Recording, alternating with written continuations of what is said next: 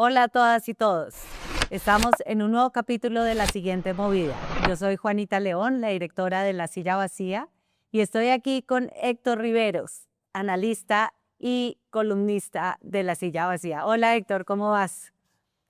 Hola, Juanita. Muy bien, mejor que tú. No, claro, porque estás en tierra caliente, qué delicia. Estoy en Cartagena y sí, creo que le va a uno mejor en Cartagena que en Bogotá, sobre todo porque el clima en Bogotá esta semana ha estado muy duro, ¿no? Ha estado Se me ha llovido, ha hecho mucho. parado de llover, entonces qué delicia que te pudiste escapar, aunque siempre esto a larga distancia no nos funciona tan perfectamente, pero bueno, hoy vamos a hablar de encuestas, Héctor, o sea que este es un tema favorito de nuestra audiencia. Sí, a nuestra audiencia le encanta porque a partir de ahí se puede hacer hipótesis y mirar a ver quién va a ganar y en fin. Y bueno, veamos a ver quién va a ganar. Yo creo que Eh, ya saber, ¿tú ya sabes quién va a ganar? Pucha, ¿quién?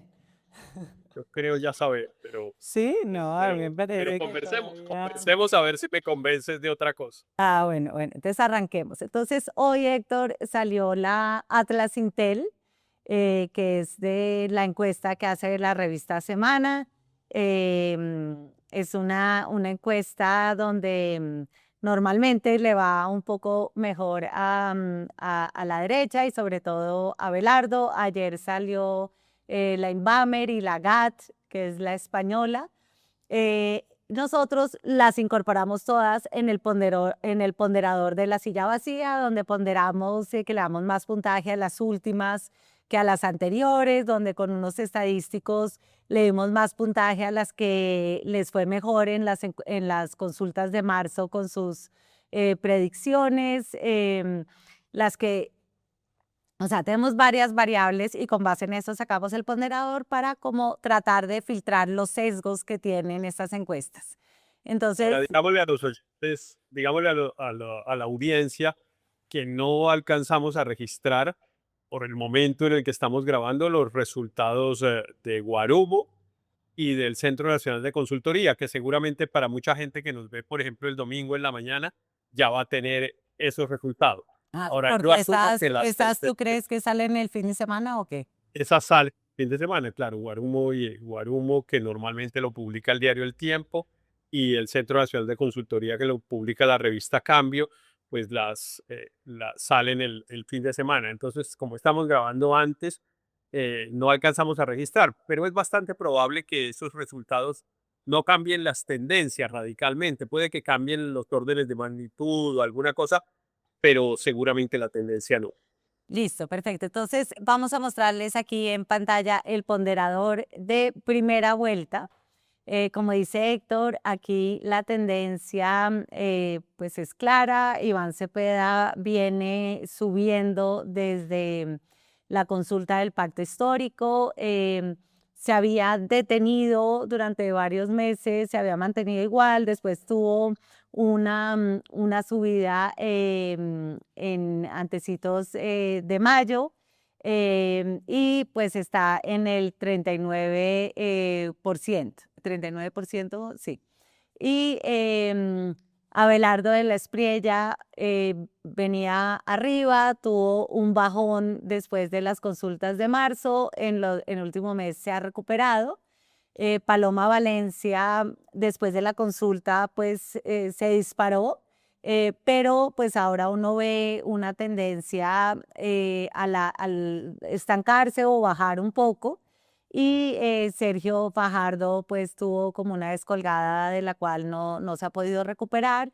Y el voto indeciso o los que no saben, pues viene bajando un poco también.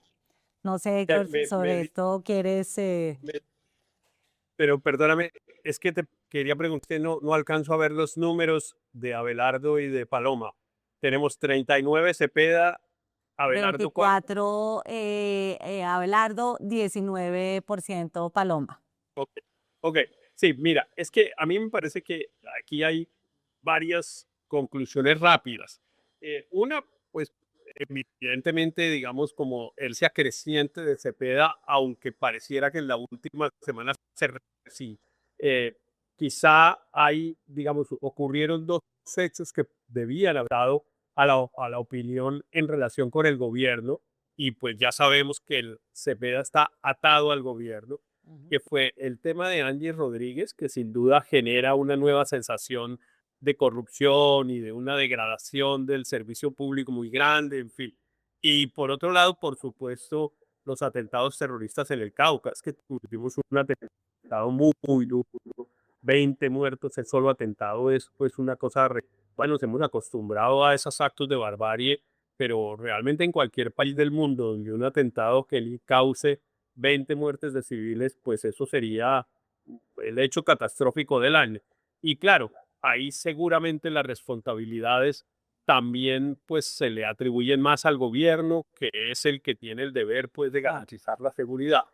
Entonces, No, no solamente al Cepeda, gobierno, sino a Iván Cepeda, porque me parece que Paloma, Abelardo, Fajardo, pues han resaltado los fracasos de la paz total, de la cual él es el cerebro de la paz total. Entonces eso, pues, en principio claro, se le pasa sin duda que eso factura. lo tiene que afectar, Sí, eso lo tiene que aunque afectar. el Petro y su círculo están diciendo que eso es como que le quieren ayudar a Paloma y a Abelardo, ¿no? Entonces, bueno, Pero ahí es que está la pelea, sí. aún en esa interpretación, pues el resultado en la encuesta afecta, digamos, esa interpretación Ujú. incluso lo que hace es aceptar la explicación de que de alguna manera se ha afectado la intención de voto con Cepeda. Yo creo que es pasajero y que es relativamente, pero claro, falta ver, entre otras cosas, si continúa esta andanada terrorista en el Cauca, porque ha seguido, ¿no? Después del golpe más duro, han incendiado vehículos, en fin, ha seguido habiendo hechos terroristas en el departamento del Cauca y eso puede afectar. Pero la segunda conclusión, me parece, del ponderador de encuestas es que Paloma Valencia efectivamente tuvo un gran momentum después de la consulta, pero como tú dices, después se estancó, pero sobre todo llega a un punto que es 20%, digamos, por eso quería Sí. saber el número preciso que Sí, teníamos, que es yo algo creo del que 10%. volvemos a poner la gráfica y sí, está ahí en el 19%, Claro, sobre todo la GAT, que es la española, la baja bastante y queda, porque le pone 13%, entonces en el ponderador eso se registra también, aunque hay unas que lo ponen un poquito por arriba, pero sí, o sea, ella ese momentum que le dio la consulta pareciera que ha comenzado a perderlo, ¿no? claro. Y por el contrario, Abelardo parece subiendo un poco, aunque como tú dices, ahí está el Atlas Intel que tiende a favorecer al abogado de la derecha más radical y no está la del Centro Nacional de Consultoría que tiende a bajarle, ¿no? Pero sí se ve que hay una, o sea, que él sufrió un golpe con la consulta, pero después se repuso. Sí, pero sobre todo un dato importante, que es que 20% de intención de voto, que es lo que marca Paloma aproximadamente, sobre 22 millones de votos potenciales, quiere decir que Paloma tiene una intención de voto de unos 4 millones y medio de votos. Resulta que en la consulta en la que ella participó, votaron 6.200.000. Eso quiere decir que hay 1.700.000 votos refundidos. Pues, votaron 6.200.000 personas en la gran consulta y solo 4 millones y medio están dispuestos a votar por Paloma. Entonces la pregunta es, primero, ¿qué pasó? Y segundo, ¿para dónde se fueron esos votos? Y esa me parece que es un tema que vale la pena que analicemos. Claro, Porque, claro, con ese cálculo, ella sacó 3.200.000 ella, entonces habría podido subir, digamos, 800 o 1.000.000 más frente a los que sacó en la consulta, pero no los capitalizó todos. O sea, seguramente el, no sé, el 19, como el 15% que nosotros calculamos que eran del pacto histórico que habían votado por Oviedo, pues esos ya no están ahí. claro, Em, el 22% que era de Salvación Nacional que votó por Oviedo, pues claramente no está ahí.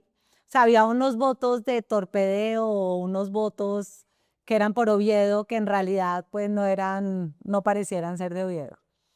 Claro, o sea que los 6.200.000 votos no eran 6.200.000 y terminaron siendo 4.5 que claro, no es poca cosa, pero no le ha permitido ganarle a Velarde.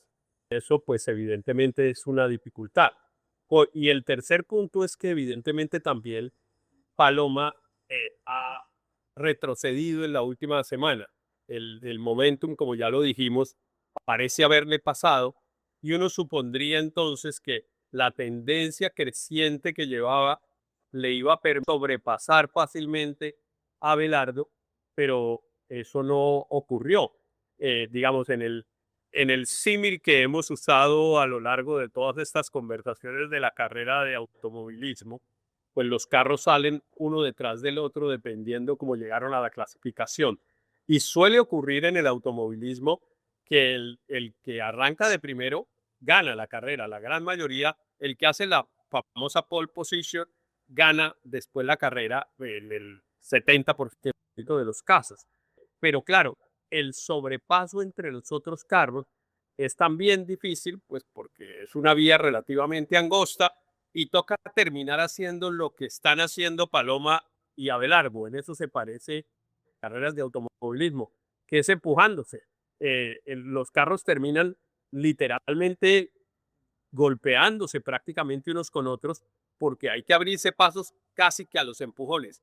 Y eso me parece que además termina, por supuesto, afectando tanto a Belardo como a Paloma.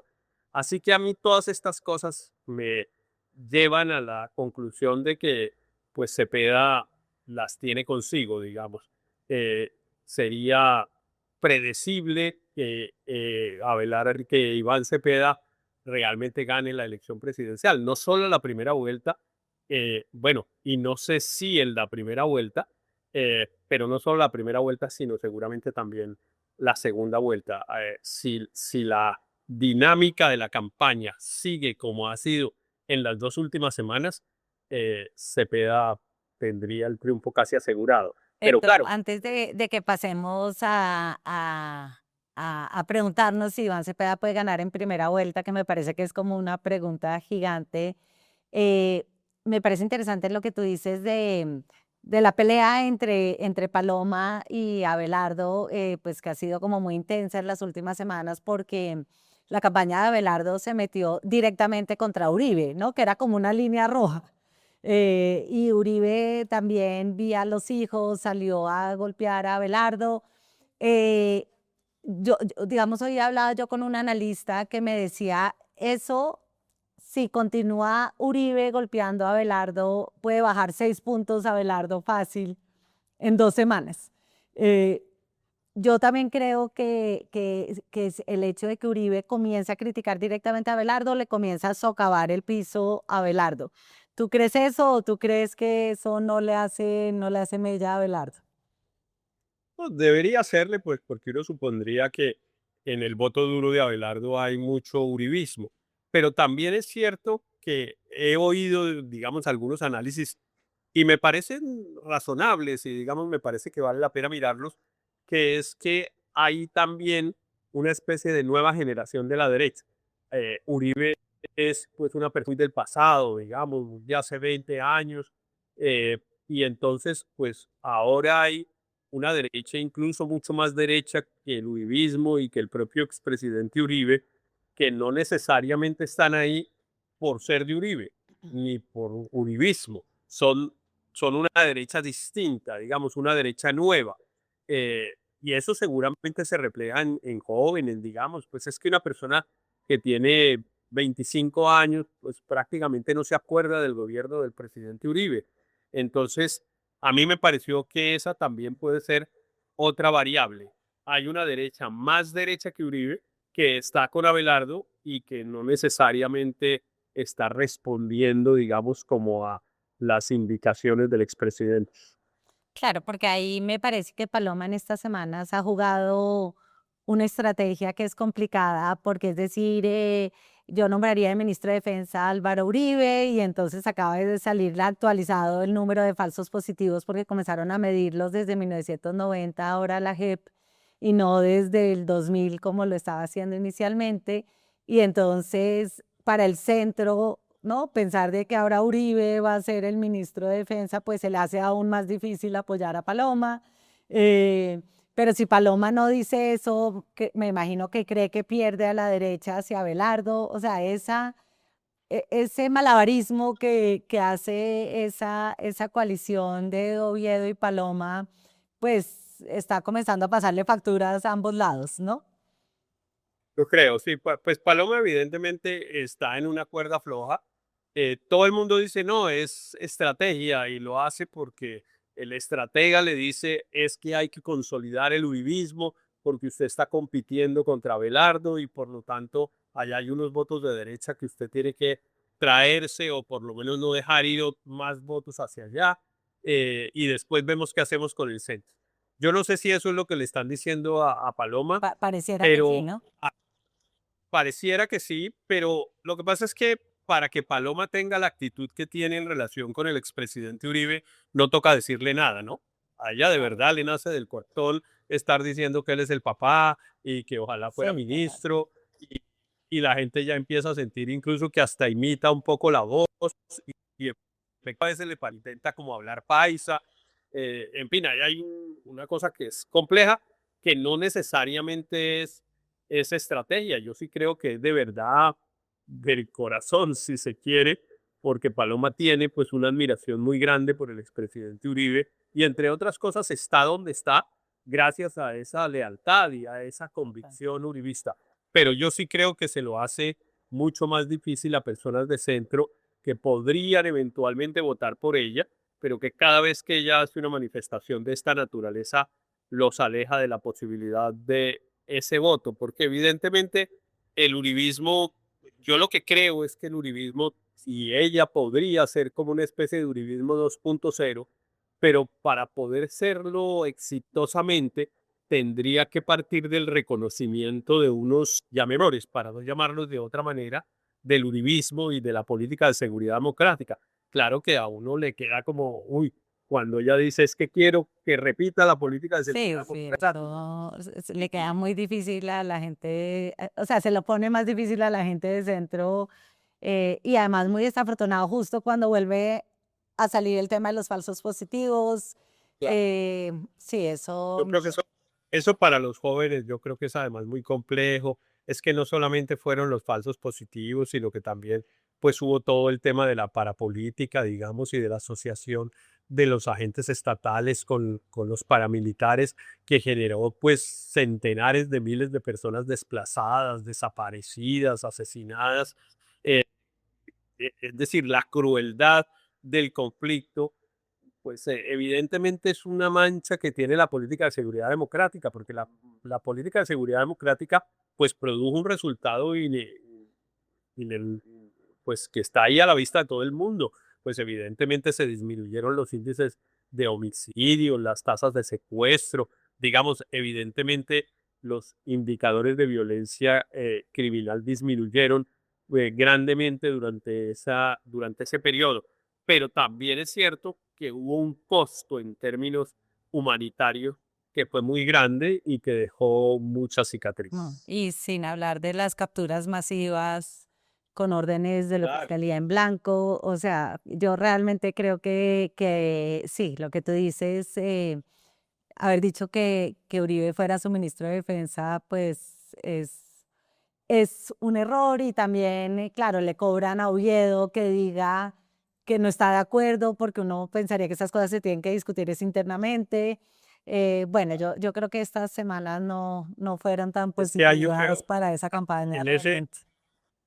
ese rifirrafe de Paloma con Oviedo, me parece que es interesante poner de presente esto. Mira, Oviedo, en un alarde de independencia y digamos como de la marca que él ha ido construyendo para sí, que es independiente y distinto, entonces dice, yo no estoy de acuerdo con que Uribe sea ministro. Pero claro, eso genera un problema con la presidenta, no hay No, nada que hacer.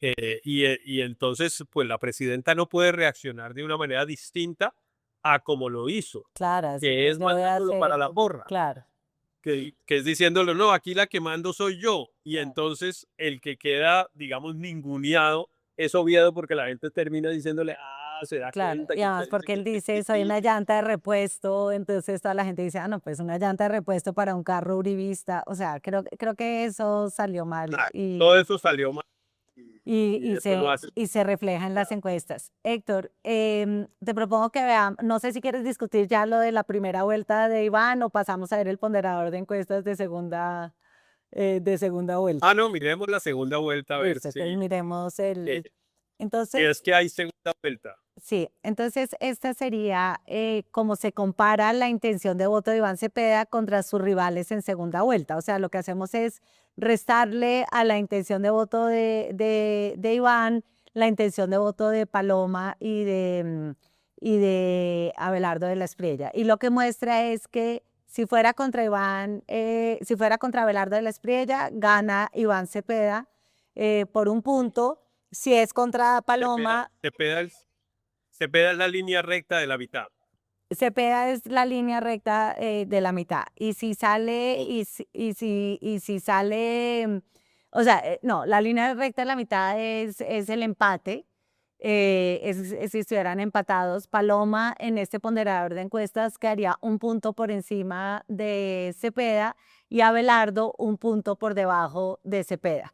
Y lo que muestra es que la distancia entre Paloma y Cepeda cada vez se hace más pequeña. En cambio, pues la de Abelardo sí, pues se ha mantenido o incluso se ha agrandado frente a Iván Cepeda. Que este es, claro, el argumento que tienen pues mucha gente de decir, pues es que si el que pasa es Abelardo, gana Iván Cepeda. Y entonces yo me pregunto ahí si en estas encuestas, una semana antes de primera vuelta, queda que Paloma Valencia sí le puede ganar a Cepeda y en cambio Abelardo de la Espriella no, si eso mueve como un voto útil de la derecha a favor del que tenga más opciones de ganarle a Cepeda. No, yo creo que eso que estás reseñando fundamentalmente incide en el voto del centro. En la medida en que el centro sienta que hay mayores posibilidades de que Abelardo llegue a la segunda vuelta, habrá más gente dispuesta desde el centro a votar por Paloma y abandonar, por ejemplo, a Claudia López y a Sergio Fajardo, que pues no se viene en el ponderador cuánto dan, pero por ejemplo No, es muy mal. En Inbamer daban 6% sumados los dos. 6% es más de 1 millón de votos, es 1.300.000 votos, no es un número deleznable, pero yo creo que ese 1.300.000 votos es el que está por decidirse en las últimas semanas y es el que va a decidir quién pasa a la segunda vuelta. Si llega, digamos, a generarse en, bueno, distintas variables. Una, la que ya mencionamos, exceso de uribismo en Paloma. Eso deja los votos del centro en el centro. Que la gente dice, no, definitivamente no puedo votar por Paloma porque es muy uribista, yo voy a votar por Fajardo o por Claudia, que son los que me representan. Y se quedan allá. La segunda variable, posibilidad es, va a ganar Abelardo. Y la disyuntiva de Abelardo Cepeda para algunos es pues la tragedia. Entonces no corramos ese riesgo, más bien votemos por Paloma si no nos guste, pero nos gustan menos los otros dos y entonces tratamos de que Paloma llegue a la segunda vuelta. Y claro, habría uno tercero, que es que la distancia entre Abelardo y Paloma se vuelva grande y la gente ya ni siquiera crea que sea útil votar por Paloma para eliminar a Abelardo. Y entonces esos también se quedan en el centro. Yo creo que a Claudia López y a Sergio Fajardo tienen pues una ventanita, no para ganar nada, pero digamos para respirar un poquito, si es que Paloma mantiene una campaña equívoca como la que tiene. Y además, mira, hay una cosa que nosotros hemos comentado en otras conversaciones, y es que con los pocos debates que ha habido, yo por lo menos veo en las redes una cosa a favor de Claudia grande. Ayer hubo o antier hubo un debate, un panel organizado por RCN y la Cámara Colombiana de Infraestructura, en el que sorprendentemente estuvo Abelardo, además. Sí. Abelardo no ha estado en ninguno otro, y ayer por primera vez estuvo en ese panel, y lo que yo vi en las redes, pero bueno, puede tener el sesgo de mi red, lo que yo vi en las redes fue muchos comentarios a favor de Claudia López, que según los comentaristas demostraba un conocimiento mucho más grande que los demás en relación con el tema del que se trataba. Y entonces, pues eso puede subirla del 3 al 4%, digamos, pero subirla del 3 al 4% es quitarle 200.000 votos a Paloma. Claro. Ahí yo veo que, Ahí, digamos, todas esas. ahí me pregunto, Héctor, si, por ejemplo, Fajardo se retirara, como hay esta presión sobre Fajardo para que se retire y allí iría a Paloma desde antes de la primera vuelta, si tú crees que eso haría diferencia, o sea, si eso sería una buena movida para Fajardo, si eso realmente hace alguna diferencia o la gente que le gusta a Fajardo va a votar por Paloma o por él, independientemente de lo que haga él, dado que en todo caso va a salir ya en el tarjetón. Sí, yo creo que eso ya no, ya es tarde. Yo Porque yo creo que percibo sí, que yo creo que si Fajardo. él se retirara, terminaría dándole el impulso a Paloma que ella necesita para ganarle a Velar. O sea, creo que eso, sobre todo si es con un acuerdo programático que la mueva más para el centro, o sea, creo que eso le podría ayudar. No sé, puede que sí, pero francamente no creo. Yo creo que además la intención de voto de por Fajardo ha ido disminuyendo, me parece. Se cayó mucho Sí. después de las consultas, claro. Pero digamos, yo creo que esa intención de voto ha ido disminuyendo, y yo tengo la impresión, en cambio, que Claudia López ha ido subiendo y que Claudia le va a ganar a Fajardo en la primera vuelta. Va a sacar más votos Claudia López que Sergio Fajardo. Es como la impresión que tengo. Entonces, si así fuera, lo de Fajardo pues incide menos. Lo de Claudia quizá influiría más. Ella pues no se puede retirar porque es una candidata que viene de una consulta, pero los votantes sí son muy libres. Los votantes de Claudia y de Fajardo son muy libres, y ellos todos están haciendo estos cálculos que yo estoy aquí tratando de transmitir, que es, no, tratemos de eliminar a Velar, entonces abandonemos a Claudia y nos vamos para donde Paloma. Ahí vi, por ejemplo, vi que hicieron un videíto 3 personas que a mí me parecen muy simbólicas como de ese sector político. Yo no sé si lo viste, que es No, Diana Sudarsky. Rojas, Ah, Diana sí, Rojas, la candidata a la alcaldía de Cali, Juan David Sudarsky. Aristizábal, que fue un candidato al Congreso, perdón, del Nuevo Liberal. Liberalismo, y Juan Sudarsky, que es el hijo de John Sudarsky, pues que es como la mano derecha de Mocus durante mucho tiempo. Y ellos tres, pues que todos darían por dado que estaban donde Fajardo, pues resulta que dijeron nos vamos para donde Paloma. Yo creo que ha habido más deserción del lado de Fajardo hacia donde Paloma que, que de las toldas de Claudia López hacia donde Claro. Paloma. Eh, Bueno, Héctor, bueno, hacia donde Cepeda yo creo que se fueron muchos de los, verdes. sí, de los eventuales claudistas, y no necesariamente se fueron en las últimas semanas. Bueno, el gran ejemplo es Ariel Ávila, por ejemplo. Sí, pero ese Ariel él Ávila pues, estaba fue con Petro desde el principio, ¿no? hace rato, pero era un aliado político hace 4 años de Y no, pues Claudia, Amaya también, el y Amaya gobernador de también. Boyacá, que era pues súper de Claudia, también estaba con Petro después de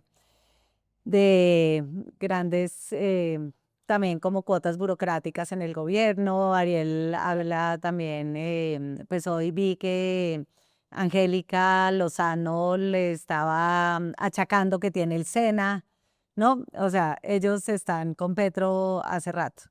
Sí, ellos Héctor, están. a mí mucha gente me pregunta, pero ¿por qué las encuestas difieren? Me parece que las tendencias son más o menos similares, pero en todo caso hay unas diferencias grandes.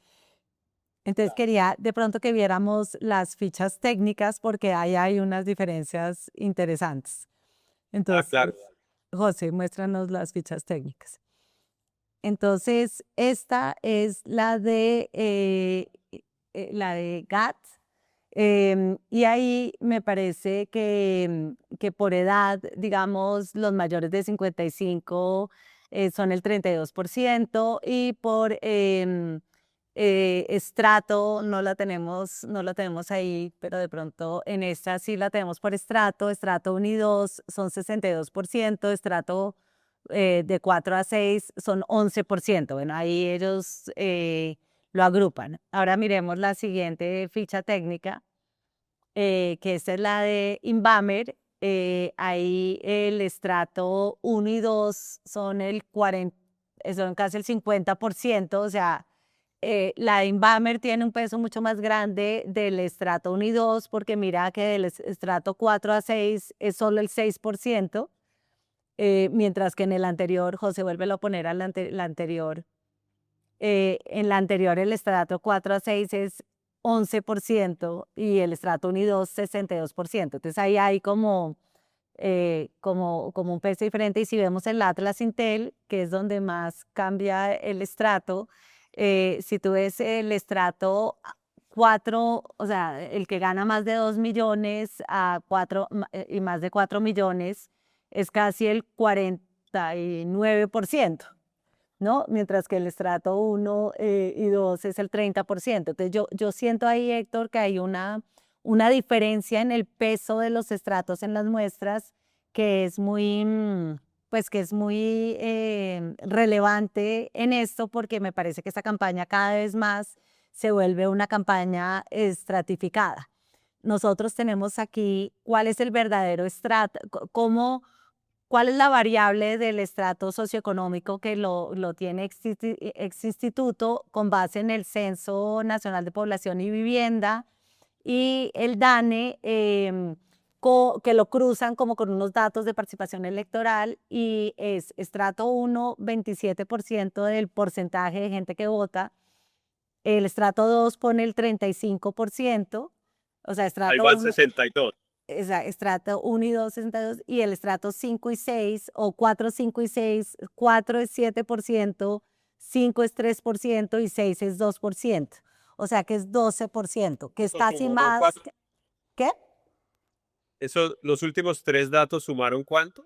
Eh, 4, o sea, 4 es, 4, 5 y 6 serían 12% sumados. exacto, que es O como la muestra que tiene una de las que encuestas, tiene el que da GAP. 11%. Exacto. Es que esa discusión, que es una discusión pues válida, y que además en las redes se está dando mucho, porque además pues al menos en Twitter se ha sofisticado mucho la discusión de las encuestas, porque hay algunas personas pues que son conocedoras del tema y lo primero que hacen es ponerle la lupa a la ficha técnica de la encuesta para decir si está bien o mal aplicada la encuesta. Casi todos llegan a la conclusión de que es que está mal aplicada, porque tal cosa, porque es que la muestra no refleja bien y tal. eh, pero a mí me parece que esa pregunta no es tan difícil de responder, porque esta encuesta tiene una representación de estos estratos en tal porcentaje. La pregunta es, ¿eso coincide con los datos que tú estás dando, que son los de verdad? Tienen que coincidir, porque si no coinciden, pues evidentemente ahí puede haber Claro. un sesgo en Que el ese es el resultado de la problema que encuesta. tiene el Atlas Intel, que acaba, la última que estamos contando, porque José devuelve a la ficha mira la ficha de Atlas Intel, o sea, uno supone que el estrato 4 es de 2 millones para arriba, Héctor. Pues no sé, pues la verdad es que como los estratos no se identifican en Colombia por el nivel de ingresos, sino por el lugar de ubicación de la vivienda, entonces no es tan fácil hacer esa identificación, pero sí uno Pero el podría decir veinte que por hay ciento que gana más de 4 millones, uno pensaría que eso es 5 y 6, digamos, o solo sí, claro, 6. más de 4%, sí es al menos 4, 5 y 6. Y si da 20% y en la vida real es 12, pues evidentemente está sobre representado ese segmento poblacional. Exacto. Y lo mismo de 0 a 750.000, el salario que ahí equivale solo al 12%, que uno pensaría que ese es el estrato 1, eso en la realidad es el 27%. Entonces, Claro. esta muestra sí tiene un sesgo, digamos, hacia los estratos altos, la de Atlas Intel. Claro. Ahora las muestras, digamos, de las encuestas tienen otra gran diferencia. Aquí estamos comparando tres encuestas que tienen una diferencia grande en su aplicación, porque la encuesta INVAMER es una encuesta presencial. Van a las casas de la gente y le preguntan. Eh, en la encuesta de GAD es una encuesta telefónica. Ahí, pues eso cada vez es más difícil hacerlo porque evidentemente la telefonía fija pues está prácticamente en Sí, ya extinción y nadie contesta el telefonía teléfono. y con la telefonía celular hay un problema y es que tú no logras saber si el que te contesta es de qué estrato socioeconómico. Claro. Claro, cuando la telefonía era fija, tú decías, bueno, este número está en tal barrio y por lo tanto es de tal estrato, pero en la telefonía celular no es. Y Atlas Intel es una encuesta digital, es una encuesta en el que no, en el que buscan a la gente, pero a través de internet. Uno está mirando Instagram o Twitter o alguna cosa y le sale que si tiene compuesta y la gente, pues, la gente empieza a contestarla. Entonces, eso también dificulta la identificación del grupo poblacional que se encuesta. Entonces, hay esa diferencia metodológica que, claro, que hace que, que los resultados sean, pues tengan unas diferencias importantes. A pesar de lo cual, a mí me parece Juanita, que en las diferencias, como tú ves, van siendo de órdenes de magnitud, Sí, pero pero las no tendencias son ni de la clarísimas. tendencia, ni de quién va de primero, quién va de Mm. segundo. Los cinco primeros, todos coinciden en quiénes son los Sí, cinco primeros, totalmente. cuál es el orden, más o menos cuáles son las diferencias. Ahí no hay grandes cosas y a mí me parece eso bastante bien.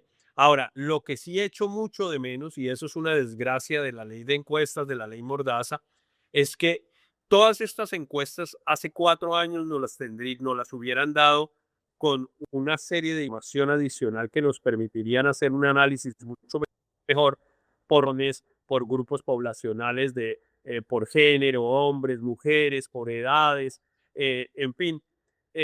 Y aquí, pues las encuestadoras no pueden dar ese desagregado de los datos porque no cumplirían el margen de error de la ley. Eso solo lo tenemos con la Atlas Intel, que es interesante.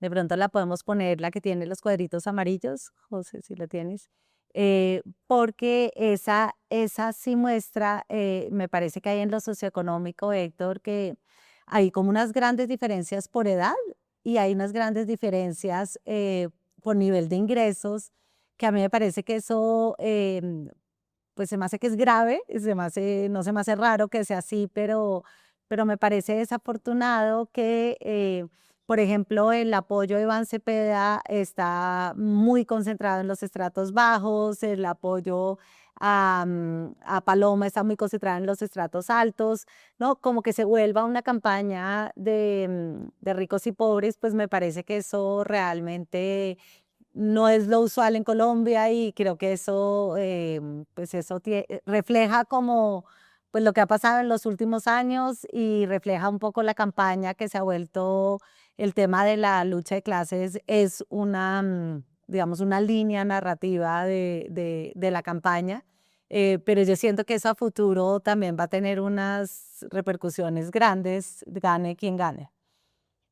Probablemente, pero por ahora, pues el gran ganador es el presidente Petro, que es el que instaló ese relato y claramente logró producir el resultado que quería producir.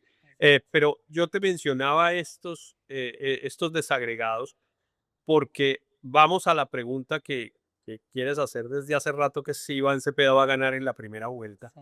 Y la respuesta es, depende de esos desagregados, porque depende de dónde esté más fuerte, tanto regionalmente como por grupo poblacional, etario o por segmento social, y depende de eso, uno puede más o menos decir, aquí hay una posibilidad de crecimiento en las últimas semanas que eventualmente le den los puntos que Cepeda todavía no ha conseguido para llegar al 50%. Pero, Entonces, Héctor, entonces sí, miremos eso de la primera vuelta como con cifras.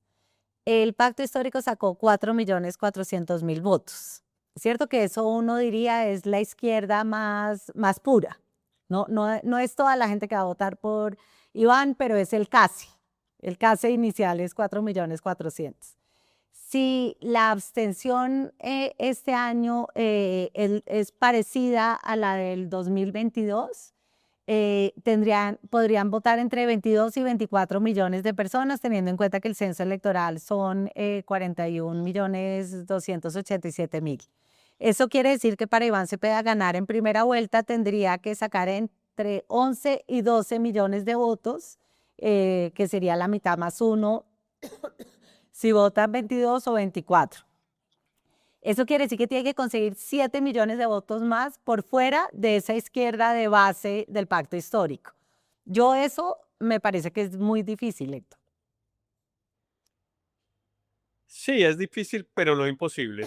Yo no creo, es decir, no me atrevo a afirmar que Iván Cepeda va a ganar en la primera vuelta, pero sí creo que está muy cerquita de lograrlo. No sé si finalmente alcance, pero está muy cerquita de lograrlo en mi opinión, porque a esa cuenta que tú estás haciendo hay que hacerle estas cuentas. 4 millones de votos y piquito que tiene de base, digamos, de case, como dices tú. Muy bien. A eso hay que sumarle un número de votos muy importante de aquellas personas que en la costa Caribe votaron por las maquinarias locales de los partidos de la U, Cambio Radical, Liberal, Conservador, que ahora van a votar muy mayoritariamente por Cepeda. O sea, Bolívar ganó el Partido Conservador y ahora va a ganar el Pacto Histórico. En Sucre ganó el Partido Liberal y ahora va a ganar el Pacto Histórico. Y así. Quizá en Córdoba, por ejemplo, ganó el Partido de la U y ahora va a ganar el Pacto Histórico. No me atrevo a decir en el Atlántico porque puede ser que el pulso ahí de los Charcon Abelardo de la Espriella le den una ventaja a Abelardo, eso no soy capaz de medirlo, pero en estos 3 o 4 departamentos que te menciono de ejemplo, el número de votos adicionales a aquellos que obtuvo el pacto en el Senado son grandes. Es decir, Pero no son 7 es millones, menos, Héctor. no menos de 2, menos de 3 millones y medio o 4 millones. Ok, entonces ahí hay 4 millones de votos, vamos en 8. O Claro, sea, ¿cómo consigues otros claro. 4? Claro, bueno, entonces ya te hago la cuenta. Por ejemplo, el Partido Verde sacó aproximadamente 1 millón de votos. A mí me parece que ese millón de votos es todo trasladable a donde Cepeda. Todo, prácticamente, pues O sea, digamos los un de Catherine poquito de los votos. Jubinado, eh, los de Jennifer un poquito. Pedraza. No, Jennifer Pedraza no es del Partido Verde, sino de Dignidad y Compromiso, Ah, pero sí, sí, sí. los de Catherine Jubinado puedes ponerlos donde quieras, donde Los Paloma, de donde sea. Pero JP. pero te queda 1 millón de votos, porque sacaron 1.200.000 votos. Tú puedes descontar lo que quieras, te queda 1 millón de votos. 1 millón de votos de personas que son de izquierda, los que votaron por Ariel Ávila son de izquierda, los que votaron por Duvalier Sí. Sánchez son de izquierda, los que votaron por Leofredi Muñoz son de izquierda. Pero además, toda la maquinaria del Partido Verde de Boyacá, toda la maquinaria del Partido Verde de Boyacá, que está absolutamente cepedista. Entonces, ahí ya llevas 1 millón de votos más, es decir, que estás llegando a los 9 millones de votos en esa cuenta. Y mira, te doy un dato que a mí me parece que es muy significativo, eh, que es en la presentación de la encuesta que hizo Martín Orozco, que es el gerente de Inbamer en Blue Radio, dijo una cosa, dijo, yo no puedo dar los resultados por regiones porque eh, no me da por la ley y tal. Pero le puedo decir una cosa, que la primera vez, dijo Martín, la primera vez que gana el pacto histórico en el eje cafetero es en esta encuesta. Bueno, si el pacto histórico ya conquistó el eje cafetero, que era pues un voto duro del uribismo, pues es que realmente el avance del pacto histórico es significativo. A mí sí me parece, y yo creo que eso no vale la pena, digamos, minimizarlo, la fuerza del pacto histórico es creciente. Eh, y eso me parece que produce una cosa, que es entusiasmo. Ola, que es la que incide mucho en la decisión de las últimas semanas. La gente que no sabe por quién votar o que no sabe si votar o no votar, si empieza a ver una cosa que genera entusiasmo, se monta ahí. Y eso es lo que yo creo que le puede servir a Iván Cepeda. Como te digo, no necesariamente que alcance el 50% más uno de los votos, pero si no lo alcanza va a estar muy, muy cerquita de lograr. Sí, yo creo que va a tener como un puntaje muy alto. Se me hace difícil que con 3 candidatos fuertes, con un nivel de rechazo también a la campaña a la campaña de Cepeda, de un sector muy antipetrista, no, la verdad me parecería muy difícil, aunque obviamente, pues, este gobierno también está dispuesto a cruzar cualquier límite con tal de sacarlo en primera, porque sabe que en segunda sería muy difícil. Entonces, pues, la plata, la orden que dio Petro de a todas las instituciones de pautar en todos los medios los logros del gobierno. No, pues solo Caracol es impresionante, pasa una propaganda del gobierno cada 2 minutos. Entonces, claro, todo eso pues puede contar y bueno, la emergencia económica será cada vez más difícil de justificarla con esos gastos, pero pues de aquí a que la Corte falle, supongo que tendrán esos recursos. Sí. Entonces, pues, de pronto eso es posible. Héctor, y en el tiempo que nos queda, tu apuesta, digamos, viendo estas encuestas, es que lo de Abelardo y Paloma, ¿cómo crees que entonces se termina definiendo? O sea, ¿tú ya crees que estas tendencias son las que van a quedar? No, yo sigo pensando que Paloma le va a ganar a Belardo. Ahí no sé si tengo un poco de sesgo por el deseo, digamos, pero, pero yo creo que Paloma le va a ganar a Belardo. A mí me parece que ese pulso entre ellos dos lo va a definir Bogotá. Y Bogotá va a votar, pues, bueno, en Bogotá va a ganar el pacto histórico. eh, bueno, no sé, digamos, hay una buena pelea, Veamos las cifras de pero Bogotá en la Atlas Intel, en la amarillita, que sale desagregado, a ver cómo, creo que miremos a ver qué dice. ahí no lo tenemos, no lo tenemos, existe desagregado, pero no la subimos. Ok, pero Pero en Bogotá claramente Paloma tiene mucha más entrada que Abelardo, aunque Abelardo claro, tiene, o sea, barre en la costa frente a Paloma, porque realmente la costa es el talón de Aquiles de Paloma y Oviedo. claro, pero en realidad el que barre la costa es Cepeda, ¿no? Sí, total. Eso, eso, eso se percibe, Sí, uno sí, sí, cuando sí, he sí. hablado con senadores del Caribe y lo dicen. Acabo de tomar un taxi aquí, digamos, en el aeropuerto de Cartagena y el señor arrancó a mostrar y realmente creo que no era, digamos, un militante de izquierda, pero sí, ideológicamente de izquierda no parecía por el tono de la conversación, pero era una persona que expresaba que había un entusiasmo muy grande por Cepeda, y no sé si será cierto o no, pero el señor me dice, mire, el 80% de los taxistas en Cartagena, porque yo le pregunté, bueno, ¿y sus colegas qué? Y dijo, 80% van a votar por Cepeda.